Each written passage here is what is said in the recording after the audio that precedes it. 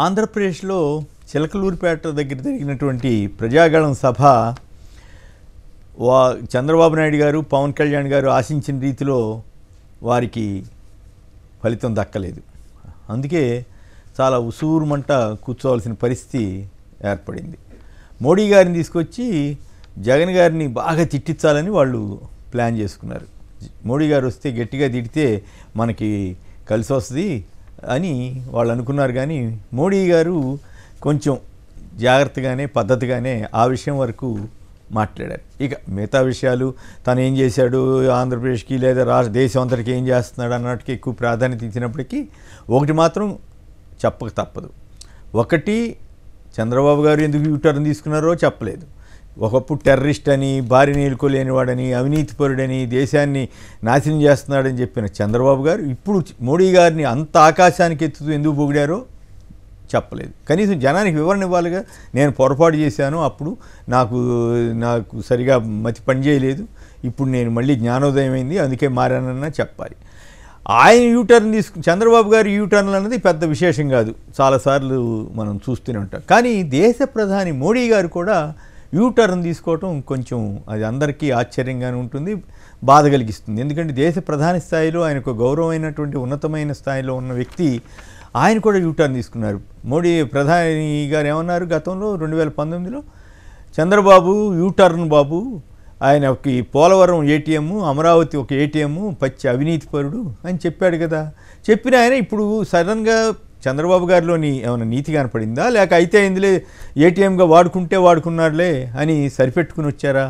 So ఇటువంటి విషయాల్లో పోనీ లేదు మేము రాజకీయ విమర్శ చేసామని తప్ప దాంట్లో నిజం లేదని ఏమన్నా చెప్పారా? అది చెప్పలే. ఇద్దరూ తిట్టుకున్నారు. ఇద్దరూ అసలు జనానికి అవేమి జరగనట్టుగా ఏదో డ్రామా నడిపినట్టుగా మోసం, ఇద్దరు కలిసి జనాన్ని మాయ చేయాలన్నట్టుగా ప్రయత్నం చేసినట్లుగా కనపడుతుంది. ఇక పవన్ కళ్యాణ్ గురించి మాట్లాడుకోవడం అనవసరం. ఆయన తన రాజకీయ జ్ఞానాన్ని ఎప్పుడు అదే రాజకీయ జ్ఞానం, ఏదో పిల్లలు మిస్ అయ్యారంటాడు, ఇంకేదో అది ఇద్దరు ఇన్ని వేల కోట్లు పోయినాయి, ఏదో పిచ్చి, వాటి గురించి మనం విశ్లేషించుకోవడం కూడా అనవసరం.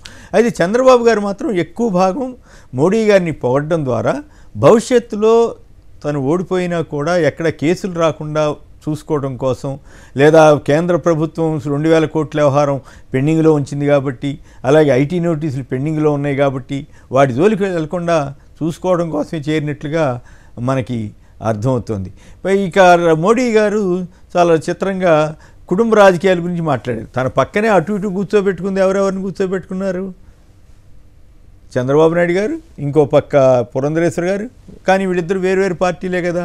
అంతేకాకుండా వెనకాల బాలకృష్ణ గారు, ఇంకా లోకేష్ గారు, మరి చంద్రబాబు గారి కొడుకు, వాళ్లే కదా నడుపుతూ ఉంది తెలుగుదేశం పార్టీని. మరి ఆ విషయాలు జోలికి ఆయన వెళ్లకుండా ఉంటే బాగుండేది. తన పక్కనే కూర్చోబెట్టుకుని మాట్లాడటం వల్ల మోడీ గారు కూడా కాస్త అది కొంచెం నవ్వులు పాలైనట్లుగానే అనిపిస్తుంది. అయితే 10 లక్షల ఇల్లు మేము ఇచ్చాము ఏపీకి అన్నాడు. అంటే 10 లక్షల ఇల్లు జగన్ గారు తీసుకొచ్చి కట్టినట్లే కదా. నిజానికి 30 లక్షల ఇళ్ల స్థలాలు ఇచ్చిన ఘనత జగన్ గారిది. తర్వాత 20 లక్షల ఇల్లు కట్టిస్తున్న ఘనత జగన్ గారిది. దాంట్లో తను కూడా ఇచ్చాడు. అంటే ఇదంతా అభివృద్ధి అని జరుగుతున్నట్లు ఒప్పుకున్నట్లే కదా. ఈ రకంగా మోడీ గారి మాటలు కానీ జనం ఫీల్ అయింది ఏంటంటే ఆయన చూపించాల్సినంత ఆసక్తి కనిపించలేదు. ఏదో మొక్కుబడిగా బలవంత బ్రాహ్మణార్థం అంటారు సరే, అట్లా వచ్చి మాట్లాడినట్లుగా అనిపిస్తుంది. యథాప్రకారం పవన్ కళ్యాణ్, చంద్రబాబు గారు జగన్ మీద విద్వేషం ఎక్కారు తప్ప అసలు ఈ ముగ్గురు నేతలు కూడా ఆంధ్రప్రదేశ్కు పలాంది చేస్తామని చెప్పలేకపోవడమే అతిపెద్ద ఫెయిల్యూర్ కింద చూడాలి. 2014లో చూడండి, ఆ రోజు తిరుపతి సభలో చాలా స్పష్టంగా మాకు ప్రత్యేక హోదా కావాలి, పలానా కావాలని వాళ్ళు అడిగారు. మోడీ గారు కూడా అవును చేస్తాము, పలానా చేస్తామని ఆయనే చెప్పారు. సరే చేయలేదు, తర్వాత అది వేరే విషయం, ఇద్దరు తిట్టుకున్నారు, ఆ కథంతా వేరే సంగతి. కానీ ఇప్పుడు వచ్చే 5 ఏళ్లలో ఏ రాజకీయ పార్టీ అయినా ఒక పెద్ద బహిరంగ సభ పెట్టినప్పుడు ఏం చెప్పాలి, అది చెప్పలేకపోయారు. అది అతిపెద్ద ఫెయిల్యూర్. నాకు తెలిసి ఇంత నాసిరకంగా ఒక దేశ ప్రధాని పాల్గొన్న సభ ఇంత నాసిరకంగా జరుగుతాం నేను ఇదే దాదాపు మొదటిసారి అనుకోవాలి. ఏది ప్రత్యేకించి మోడీ గారు గతంలో చంద్రశేఖర్ గారని ప్రైమ్ మినిస్టర్ ఉన్నప్పుడు ఆయన వచ్చినప్పుడు జనం రాకపోవటం ఇట్లాంటివి మనం చూసాం. కానీ మోడీ స్థాయిలో మోడీ గారు ఇప్పుడు 10 ఏళ్లుగా ఉండి మళ్ళీ ఇంకో 5 ఏళ్ళు ఏళ్ళటానికి సిద్ధమవుతున్నాడు, తనే గెలుస్తాననేటువంటి ధీమాతో ఉన్న వ్యక్తి వచ్చి ఇక్కడ ఆయన మీడియా సభ మైక్ పని చేయకపోవటం ఏందో, ఆయనకి సన్మానం అంటే అక్కడ పుష్పగుచ్చం కానీ శాలువా లేకపోవటం ఏందో చాలా విచిత్రంగా జరిగింది. సో వీటన్నిటినీ కూడా గమనంలో తీసుకుంటే ఖచ్చితంగా ఇది టోటల్ ఫ్లాప్ అయినటువంటి సినిమాగా కనపడుతుంది, సభగా కనపడుతుంది. అయినప్పటికి కూడా ఈనాడు ఆంధ్రజ్యోతి చాలా కవర్ చేస్తూ మోడీ గారు కూడా గ్రాండ్ సక్సెస్ అన్నాడని చెప్పి ఈటీవీ వాళ్ళు నిన్న ప్రచారం చేస్తే నాకు నవ్వు వచ్చింది. ఇంత కర్మ పట్టింది రామోజీ గారికి వాస్తవాలు రాయటం మానేసి ఈ రకమైనటువంటి పచ్చాబద్దాలు.